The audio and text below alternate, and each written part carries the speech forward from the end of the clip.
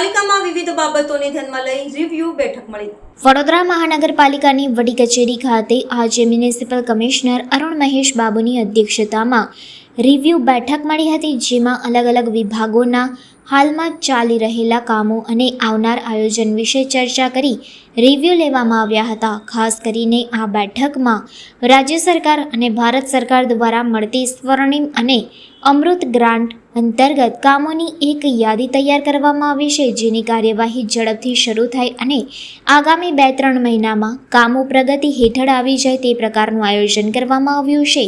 આજની બેઠકમાં building, futuristic heritage, bridge, drainage, પાણી, રોડ સહિતના વિભાગોના ચાલતી કામગીરી અને આગામી આયોજન અંગે અધિકારીઓ સાથે ચર્ચા કરી રિવ્યુ લેવામાં આવ્યા હતા, જેમાં રોડ, પાણી અને ડ્રેનેજના કામોને પ્રાથમિક ધોરણે લેવા સૂચના આપવામાં આવી છે।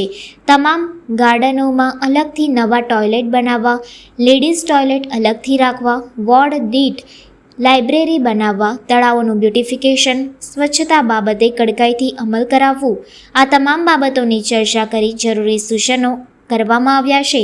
આગામી સમયમાં બોર્ડ દીઠ તમામ ટીમ સાથે પદાધિકારીઓ અને સ્થાનિક કાઉન્સિલરને સાથે રાખી સ્થાનિક સમસ્યાઓ ઉકેલવાનું પણ આયોજન કરવામાં આવ્યું છે। આજના રિવ્યુ બેઠકમાં ખાસ કરીને રાજ્ય સરકાર દ્વારા જે રિવ્યુ બેઠક રાખી છે પરમ દિવસે ગાંધીનગરમાં, એ અંતર્ગત ઘણું બધું મુદ્દાઓ હતી, એ બાબતમાં પણ ચર્ચા કરવામાં આવી હતી અને અગાઉ જે રિવ્યુ મિટિંગ ચાલતી હતી એની શું ઇમ્પ્લિમેન્ટેશન લેવલમાં આવી છે એ બાબતમાં ચર્ચા કરવામાં આવી છે। ખાસ કરીને સ્વર્ણિમ ગ્રાન્ટ અને અમૃત ગ્રાન્ટ અંતર્ગત રાજ્ય સરકાર અને ભારત સરકારમાંથી ગ્રાન્ટ આવતું હશે, એમાંથી તમામ વિકાસ કામોની અમે યાદી તૈયાર કરીને એમનું ઇમ્પ્લિમેન્ટેશન વહેલા તકે લઈ જાય, આવનારા 2-3 મહિનામાં આ બધા કામો પ્રગતિ હેઠળ આવી જાય એ બાબતનું તૈયારી બાબતમાં રિવ્યૂ કરવામાં આવ્યો। ખાસ કરીને building projects, futuristic, heritage, bridges, drainage અને પાણી અને રોડ્સ, આટલા ડિપાર્ટમેન્ટનું ખાસ કરીને રિવ્યૂ કરવામાં આવ્યું, જેથી કરીને આવનારા દિવસોમાં 5 સપ્ટેમ્બર પછી જે વરસાદની માહોલ નીકળ્યા પછી તમામ જે પ્રોજેક્ટ સ્થગિત કર્યા છે આ બધા પ્રોજેક્ટની કામગીરી શરૂ કરી દેવામાં આવશે। એમાં ખાસ કરીને રોડ પ્રોજેક્ટ, પાણીના, ડ્રેનેજના પ્રોજેક્ટ્સ બધું શરૂ કરી દેવામાં આવશે। સાથે સાથે બિલ્ડિંગનું પણ જેટલા પણ આંગણવાડીઝ બનાવવાનું હોય, વોર્ડ ઓફિસ બનાવવાનું હોય, ઓડિટોરિયમ અથવા અલગ અલગ નવું લાઇબ્રેરીઝ, આ બધા જે બનાવવાનું છે। દરેક ગાર્ડનમાં આપણે ટોયલેટ્સ એક્સ્ટ્રા બનાવવાની નક્કી કરી છે, પિંક ટોયલેટ્સ લેડીઝ માટે પણ બનાવવાનું નક્કી કર્યું છે, ગાર્ડનમાં યોગ સેન્ટર્સ બનાવવાનું નક્કી કર્યું છે। આવનારા દિવસોમાં દરેક વોર્ડ દીઠ પણ લાઇબ્રેરીઝ બનાવવાનું અત્યારે આયોજન ચાલી રહ્યા છે। સામામાં જે ઓડિટોરિયમ છે, લગભગ 500ની કેપેસિટીવાળું ઓડિટોરિયમનું પણ અત્યારે ડિઝાઇન ફેઝમાં એસ્ટિમેટ કાઢવાનું શરૂ કરી દીધી છે। આવનારા દિવસોમાં કન્વેન્શન સેન્ટરનું પણ અત્યારે પ્લાનિંગ ચાલી રહ્યા છે।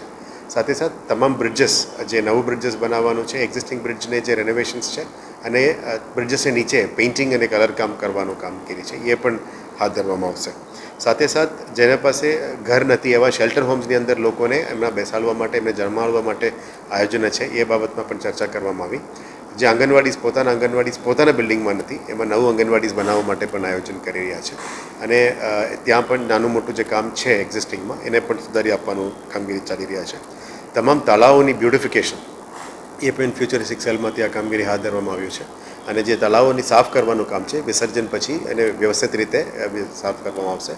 અત્યારે ગણેશ વિસર્જનમાં પણ આપણે 12 તળાવોની બહુ સારી રીતે કામગીરી કરવામાં આવી રહી છે। કોર્પોરેશનના તમામ કર્મચારીઓ એમાં જોડેલા છે। એમાં ખાસ કરીને engineering department, solid waste, health, fire, board officers, assistant commissioners તમામ લગભગ રાતમાં 1 વાગે 2 વાગ્યા સુધી ફિલ્ડમાં કટિબદ્ધ રહીને કામગીરી કરી રહ્યા છે, જેથી કરીને આ વખતે વડોદરામાં પોલીસ તંત્ર દ્વારા પણ બહુ સારી રીતે સહયોગ મળી રહ્યા છે, જેથી કરીને ગણેશ વિસર્જન મૂર્તિઓની સારી રીતે અને જે ભવ્ય રીતે થઈ રહ્યા છે તમામ સોસાયટીઝમાંથી એ પણ આવી રહ્યા છે, એ બાબતમાં પણ રિવ્યૂ કરવામાં આવ્યો। સાથે સાથ સોલિડ વેસ્ટ મેનેજમેન્ટમાં પણ જે ગંદકી અત્યારે થોડું સમસ્યા છે એને પણ સારી રીતે કડક પગલાં લેવા માટે અમે એમને કીધું છે। લગભગ ક્લોઝ ટુ 25 લાખથી ઉપર દંડ આ એક મહિનામાં દરેક વોર્ડ વાઇઝ લેવામાં આવ્યું છે। એક્ઝેક્ટ આંકડા જે ટીમ દ્વારા બહાર પાડવામાં આવશે, એટલે લેગેસી વેસ્ટ હોય, સેગ્રિગેશન હોય, ડોર ટુ ડોર કલેક્શન હોય, બધાને સારી રીતે ઇમ્પ્રૂવ કરવા માટે સૂચના આપી રહ્યા છે। આવનારા 3 મહિનામાં અમે ઝુંબેશ રીતે આ કામગીરી શરૂ કરશું।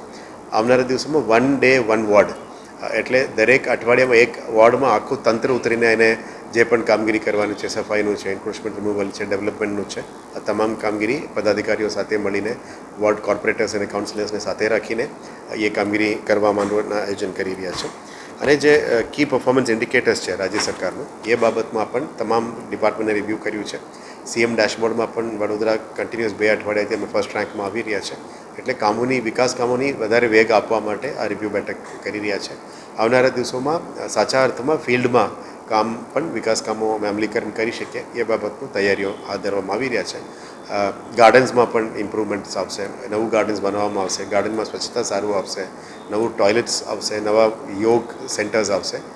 એટલે આશા રાખીએ કે વડોદરાની સિટીઝન એન્ગેજમેન્ટમાં જે પિલર 3 સિટીઝન એન્ગેજમેન્ટ છે, મેક્સિમમ લોકો સાથે સંપર્ક કરવી, અલગ અલગ કાર્યક્રમો કરવી અને પબ્લિક સાથે જોડાણ કરવાનું વીએમસીનું જે તક છે એને પણ વધારે વેગ આપવામાં આવશે. એ બાબતની તૈયારીઓ આજે કરવામાં આવી.